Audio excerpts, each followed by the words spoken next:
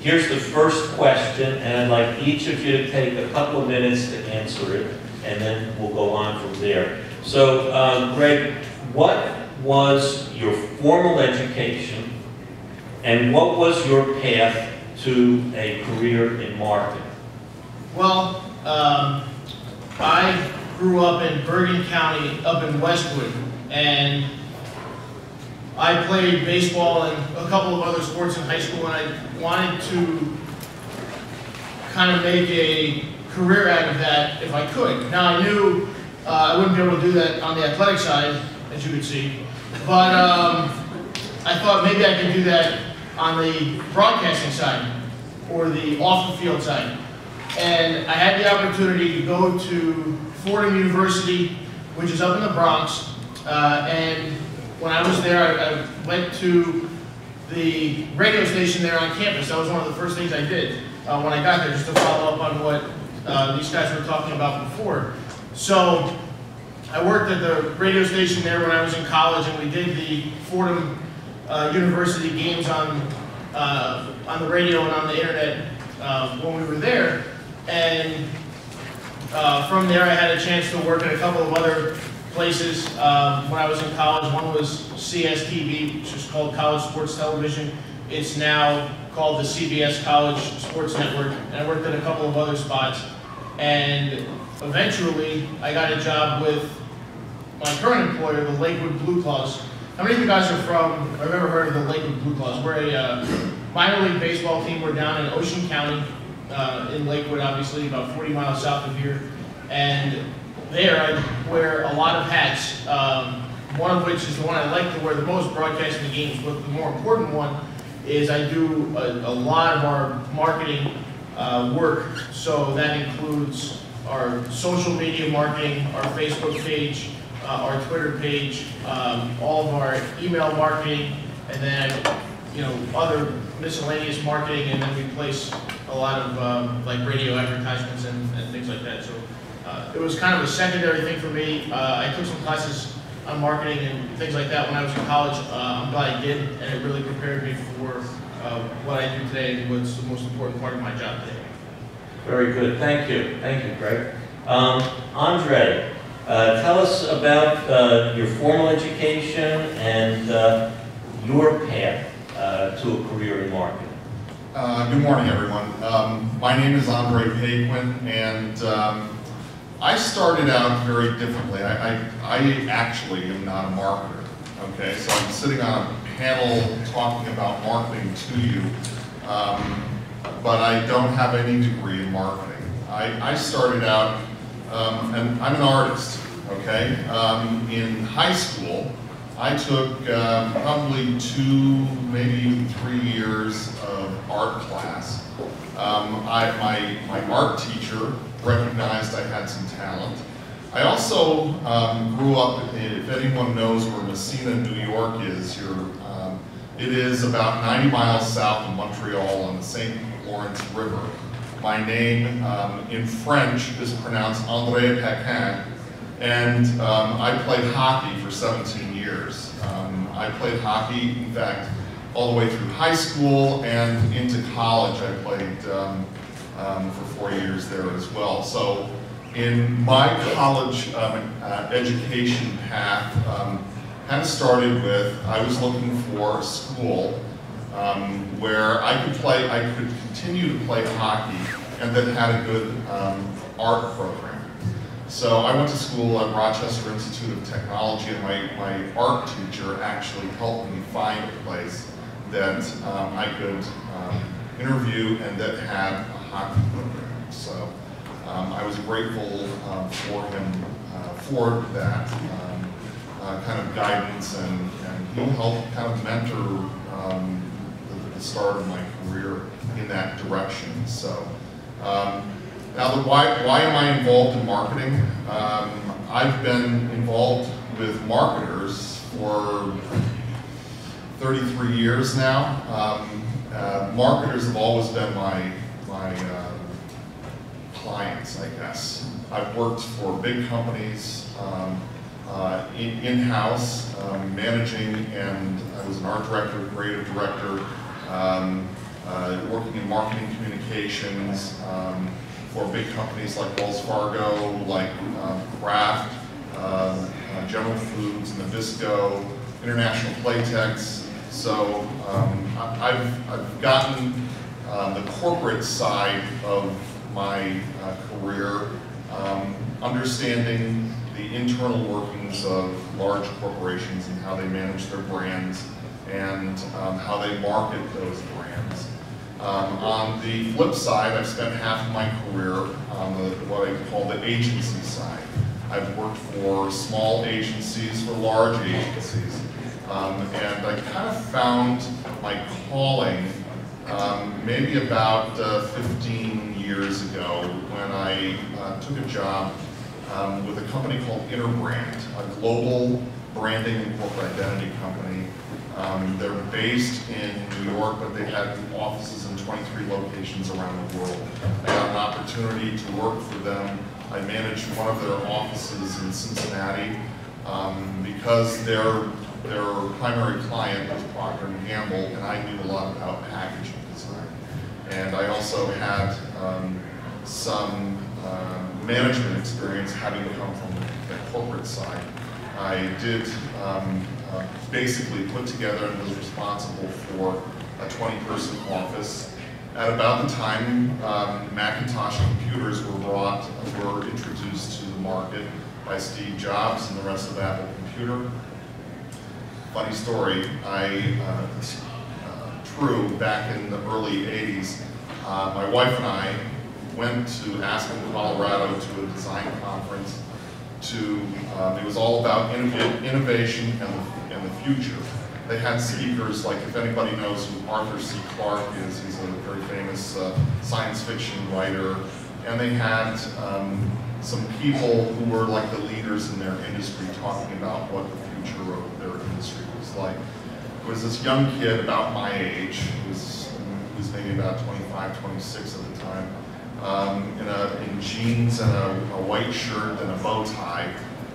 His sleeves rolled up and long black hair, and he was giving a slide presentation just like this. And he was talking about how he and his buddy had started a business in a garage and had about to revolutionize the way people use computers, use personal computers. Before then, computers were something that were found in, they looked like refrigerators and were found in cold glass enclosed rooms. And so he showed us slides of these computers, and one of them used a mouse. Figure that, I mean, we've gone from technology where a mouse was something innovative to kind of moving away from mice altogether. But this guy was Steve Jobs, and he had a great story about this computer that he was about to release into the marketplace called Lisa. If anyone has read the book that Mark had put up, the story of Steve Jobs, Lisa was his daughter, the name of his daughter. And the computer failed miserably, but eventually became the Macintosh. And many of you may have or know Macintosh computers. So that kind of inspired me. It was a very inspiring story. But my time with Interbrand moved me to, I became involved in the business of creating identities for companies, for products, and identities can include the name of the product, the visual identity of the product, the packaging of the product is in corporate brands and corporate identities includes you know, the way that you communicate what the business is all about. So it's the message that you deliver, it's the advertising, it's the look and feel, it's everything that you want to present to the general public about what you stand for. And Mark talked about personal branding. Expand that into corporate branding, corporate identity, product branding, product identity. 10 years ago, I went through a job transition, and that's a nice way of saying somebody fired me. I worked for Wells Fargo at the time. I was the Director of Branding and Creative Services. I managed a team of in-house designers and writers, and we were responsible for our clients were marketers, and we produced all of the collateral material, all of the communications for a division of Wells Fargo Bank. And 10 years ago, I was brought in, or 14 years ago, I was brought in because they had gone through an acquisition, and I had been working for Interbrand at the time. They needed someone with a branding background. So I was responsible for helping them expand this new brand across a larger organization. And they eliminated my job after 4 years and gave me a nice little going away present. And at that time, I took everything that I had learned from my previous employers, which I put into a toolbox, what I call my toolbox, and I put that to use for myself. And I said, I do want to go into business for myself. So the past 10 years I've been working as Andre Paquin Associates, and I work with experts in the field of branding and corporate identity. And I guess it's a path. I had 13 jobs in 14 years. So everything that you experience starting today through your career is something that you can put to good use for yourself and use it to your advantage. Good. Thank you, Andre. Next, Dr. Colleen Georges, would you answer the same question for us? What was your formal education and your pathway to a career in marketing? Well, interestingly, when I think back to high school, there was two things that I loved in high school. I was taking a psychology class, and it was my junior year, and I sort of fell in love with psychology at that point. And I was also taking a creative writing course, and I took a couple. I always loved English, and so my two passions were writing and psychology. How many of you love to write? Anybody in the room? Writers in the room? A few hands. I didn't know what I wanted to do with writing. I think that was why I chose when I went to college to major in psychology rather than to major in English. I didn't know exactly how one became a writer and then what that path looked like. But the path towards becoming a psychologist or a counselor made more sense to me. So ironically, also like Greg and Andre, my sort of role in marketing today didn't ever really start out with a passion or interest in marketing. It sort of evolved into something that I do now. So in college, I studied psychology. I ultimately went on to get my master's and my doctorate in counseling psychology. While I was in graduate school, I had an internship with the Career Services Office at Rutgers. And my internship advisor had her sort of vision for me in that role was that I would be working with the first-year students and helping them choose their major, figure out what they wanted to do with their lives. But the thing that I really fell in love with were two things that interestingly involved writing. I loved helping students write their resumes. I'd never done that before. And this was my first start of it in 1997. And I loved helping students write their graduate school personal statements. So I found this way to merge my interest in writing and psychology to help students. And after I finished my doctorate, I ended up working in higher education for probably well over 10 years. But I always found in every role that I was in within higher education, I found a way to weave in writing resumes and graduate school personal statements for students. So if I was working in an office that didn't have that as part of their services, I would launch it. I would talk to my boss or see if the students were interested, and I would find a way to launch that as a service. So one thing I'll definitely say to all of you is that if there's something that you love to do, don't feel bound by whatever the confines of the job description are. Find a way to incorporate it into your role. And so that stayed with me. I was on the side for over a decade, writing resumes for friends, and then it became friends of friends and friends of friends of friends, until one day I did a lot of volunteer work as well. I was sitting in a volunteer training in New Brunswick. Across the table, I got paired up with somebody in my group to work on a scenario. And when the person heard my name, he said, "You wrote my resume." So this got to the point where I was writing resumes for people that were so far removed from me, I had no idea who this person was. He said his name. I said, "Oh yeah, I did. That's right, I wrote your resume." And so that was when it dawned on me, why don't I start a business? And I found out that there was this whole world, a whole career world of people that wrote resumes. Who knew? There were certifications in this. I thought it was the craziest thing. It was this thing that I did as a hobby. Some people do sports as a hobby, or they crochet for a hobby. I was writing resumes for a hobby.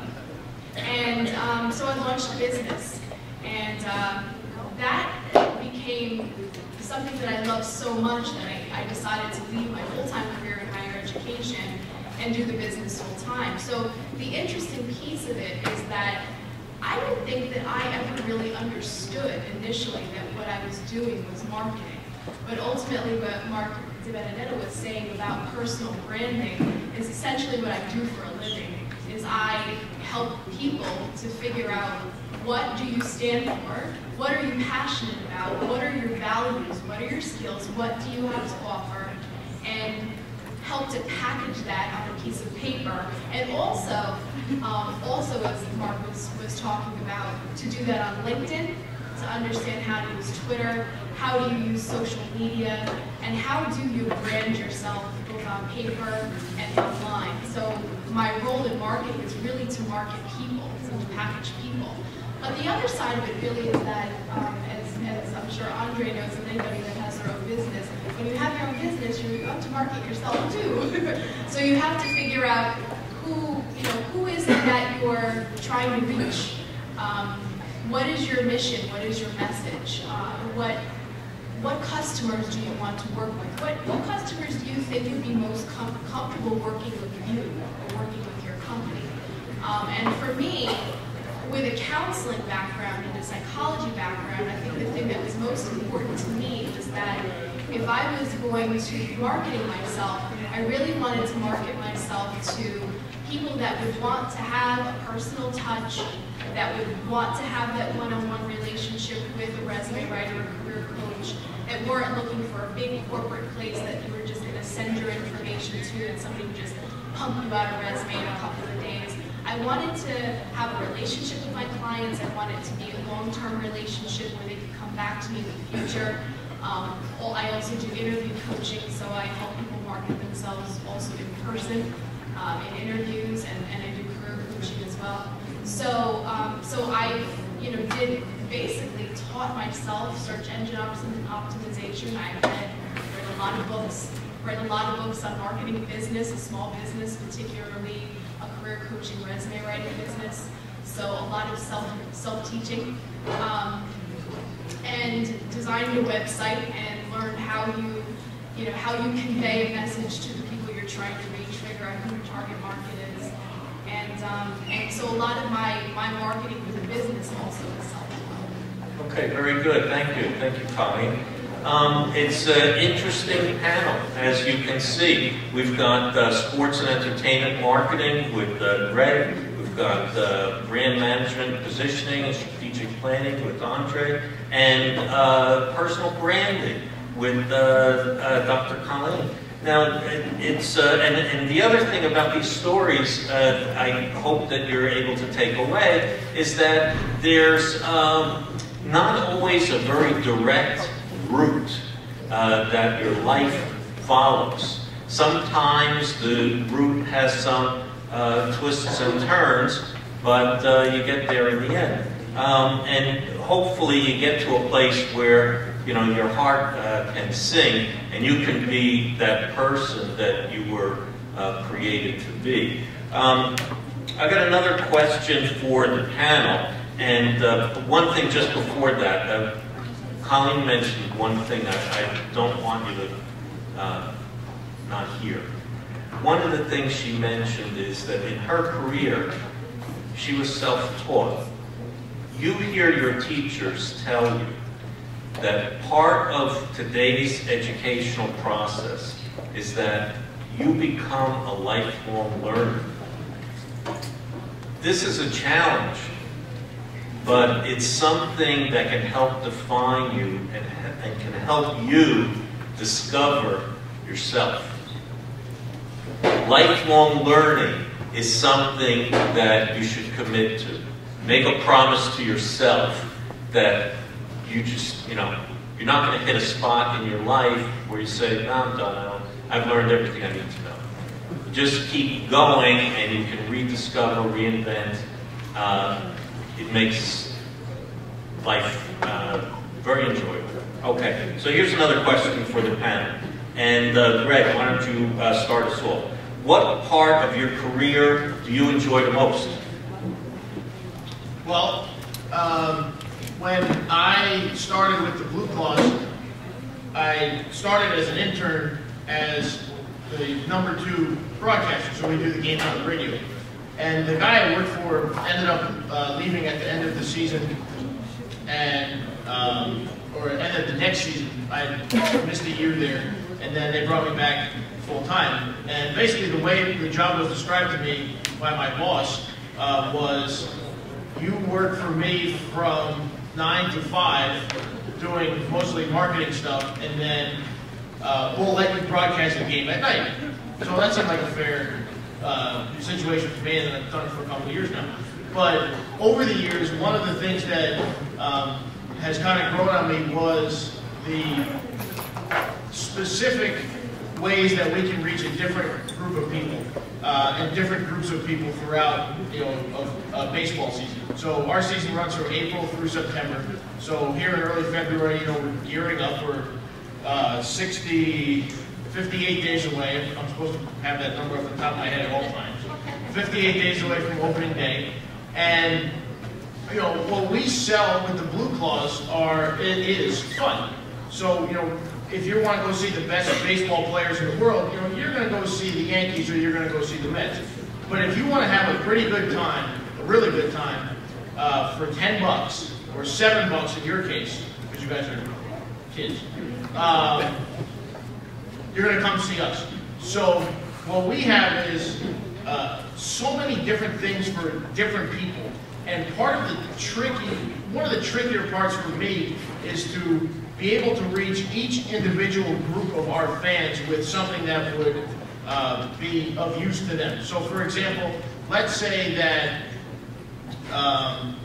we're going to bring out characters from Yo Gabba Gabba. Anybody know Yo Gabba Gabba? Right. So the kids who really love Yo Gabba Gabba are what? 4, 5, 6? Somewhere in there? Yeah. And the parents are the ones who are going to bring those kids out to the ballpark. So if we're going to market Yo Gabba Gabba, we want to get people here to come see Yo Gabba Gabba, well, we have to reach those parents.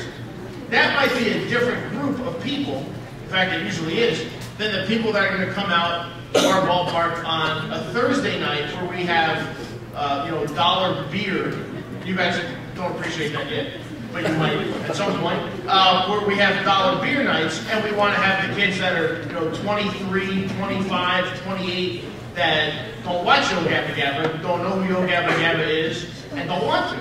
So we're doing the same thing, but we're trying to reach 2 different groups of people, and there are 5 or 6 more different groups and people that we need to reach.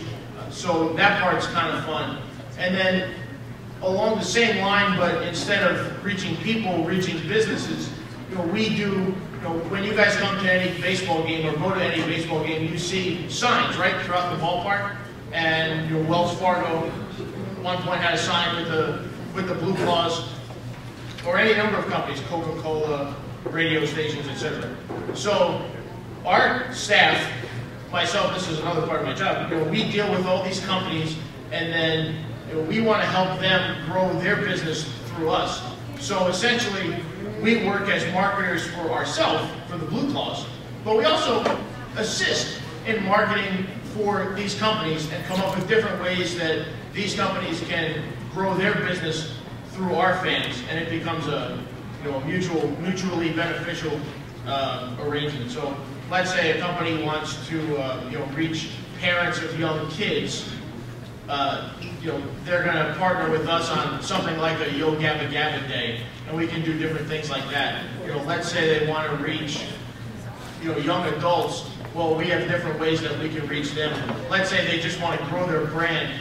Well, we have plenty of spots where they can feature their logo prominently within our stadium. Let's say they want to grow their online presence. Well, they can work with us with our online presence. And, there are so many different ways that we work with 150 different companies, and that's fun for me too, to help work with these businesses to market themselves through us, and to work with or to attract support for the Blue Claws, a baseball team that is essentially a business, to reach fans and potential customers throughout the area. So there are so many different things you can do, and I get to kind of do it on both ends.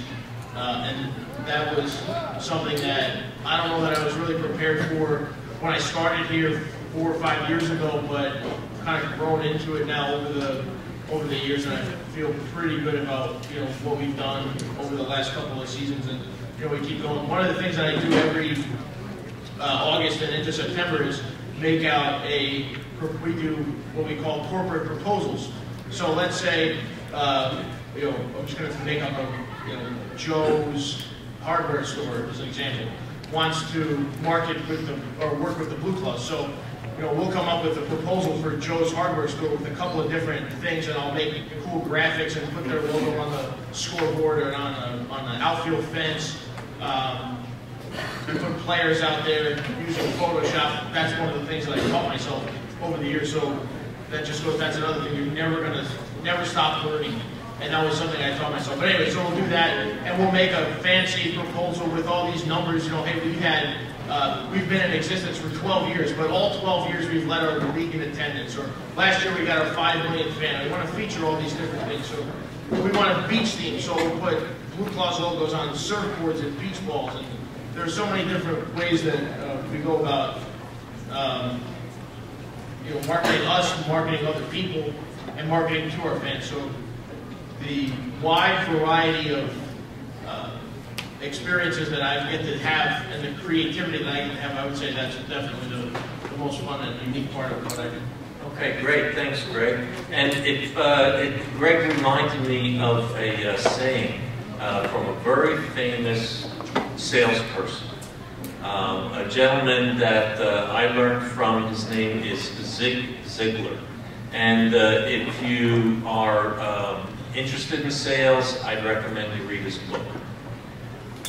It's a red book. It's an older book, but it is a biography of him, and talks about wisdom in selling. And one of the key items that Zig mentioned, his wisdom was, you can get anything you want by getting other people what they want. And that resonated with me, because it sort of says that in service to others, you can kind of achieve your own goals, your own dreams. So something to remember. Andre and Dr. Colleen, we're in our last 10 minutes. I'd like you to try and briefly answer what part of your career you enjoy the most, and then I've got one more question for all three of you. So, Andre? I've got to say that, I told you at the beginning I started out as an artist. That is the thing I probably enjoy least about what I do. The thing that I enjoy most about what I do is working with people. One thing that you're going to find extremely important, we talked about interviews, interviewing skills earlier. Your personal skills, the way that you interact with other people, are extremely important. And what I do, what Colleen does, we help people get to the bottom, we have to understand the nugget of what it is that they're all about, and and then find a way to express it. So, and to stand behind it. That's what building a brand is all about. The thing that makes you, you. And I believe that my communication skills, I enjoy writing much more than today than I ever enjoyed developing a visual creative. So I started out as a designer. I enjoy writing and helping people. It's like going to the dentist, getting something out of them so that you can help them in the end. Okay, thank you, Andre. One thing you may not know about Andre, he's a former president of the New Jersey chapter of the American Marketing Association. And if you take lunch in the cafeteria at some point and you finish, you may want to chat with Andre about American Marketing Association and just marketing careers in general. Colin? Also going off of what Andre was saying about the aspect of working with people, I think for me, especially having a counseling background, the thing that I love most about what I do is really the fact that I feel like I get to be on a journey with people and helping them first figure out, what they're great at. So most of the time we're taught throughout our lives to be humble. Don't brag about yourself, don't toot your own horn. So one of the things I think that's so difficult for people in writing their own resume, and ironically, I think I write resumes for lots of marketing people. And so you think, marketing people, if they can market a product, they can market a company, why wouldn't they be able to market themselves? But it really comes back to this idea of humility. Just this difficulty that many of us have because we've been trained not to brag about ourselves. And so the thing that I love the most is that I love being able to talk with people. I ask everybody that I work with to give me, Mark mentioned stories, and storytelling is something that's powerful and that people love to hear. And I think also ultimately something that people love to do. So I always ask my clients to give me, my number is, tell me 5 to 7 stories of what you consider to be your greatest achievements, your greatest career achievements, and try to think broadly things that, would show the scope of what you're capable of. And I think simply in doing that, in talking about it, and in putting that on paper, people begin to realize that they are pretty awesome, that they are good at something, that they have achieved a lot, because a lot of people come to me, even vice presidents and CEOs, feeling humble about having had achievements. And so it's so amazing for me to be able to ultimately present a piece of paper to somebody and get that first response back, I can't believe that's me. I can't believe, but when I look at it, I did do all that. And that always, just even talking about it makes me happy, makes me smile. I love being able to inspire confidence in people. Even in this capacity and talking in front of people, I also teach others. The thing that I love the most is just helping people realize that they are great at a lot of different things, and that it's okay to talk about what you're great at. It doesn't mean you're bragging. You don't have to do it in an egotistical kind of way. That you can, be proud of yourself and what you're good at, and that's a good thing. I also love doing that when I help people, prepare for interviews and do mock interviewing, and helping people think about their body language and the way they're saying things, and what message are they getting across. Are the words that they're saying congruent with the way that they're holding themselves? And are they conveying a consistent message that says, I'm confident in who I am, I'm confident in what I can bring to you in this company. So that's what I love most about it. Okay, very good. We're down to the wire here. I've got time for one more question, and very briefly, if you had one bit of advice that you wanted to give someone interested in exploring a marketing career today, 25 words or less, what's one thing that you would share with a young person? Greg? Don't close any doors, even though it may seem like it's not a fit. And some of the other speakers have mentioned a similar thing. But just because something might seem on the surface at first glance like it might not be a fit, or you don't need to know this, that's not true. You never know what is going to come back and help you later. So remember, the point is just to build up a knowledge base of things that can help you at some point later in your career, later in your life. And Great. the best way to do it is not to close any doors. Very good. Thank you, Greg. Andre, one thing? I've got to say, find your intersection. Find the intersection of what you're passionate about, whether it's sports, or writing, or design, or marketing, if you even know what marketing is yet. And the intersection of your passion and what you're good at, okay? Find, and your friends can tell you, oh, you're really good at this. Sometimes it's easier for other people to see the things that you're good at than it is for you to look at yourself in the mirror and say, oh, this is what I'm good at. So find the intersection between what you really like to do and what you're really good at doing. Okay. And Colleen? I think this combines well what both Greg and Andre said. One, in terms of the idea of not closing any doors, and two, in terms of finding what you're good at. Whatever it is that you are good at, whatever you're passionate about, don't feel that if the door looks to be closed to you, that you have to accept that. I think that you can always find ways to express what you're good at, to find a way to contribute to either volunteer work or an internship or an organization or something in your school, launch your own thing. Find a way to express the things that you are skilled at and you're passionate about in a way that's going to help you build your experience and further your career. Very good. Well, thank you very much.